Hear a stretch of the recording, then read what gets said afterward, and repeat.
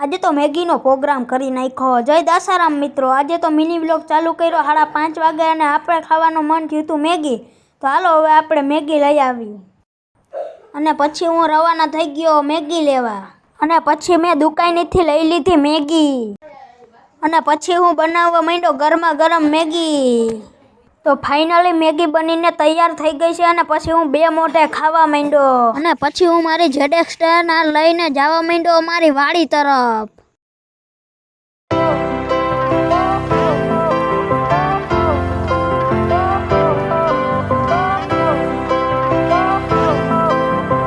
અને ફાઇનલી પૂગી ગયો હું મારી વાડીએ અને અમે તો માંડવી વાવી છે। તમે તમારા ખેતરમાં શું વાવ્યું છે જરાક કોમેન્ટ કરી દેજો તો।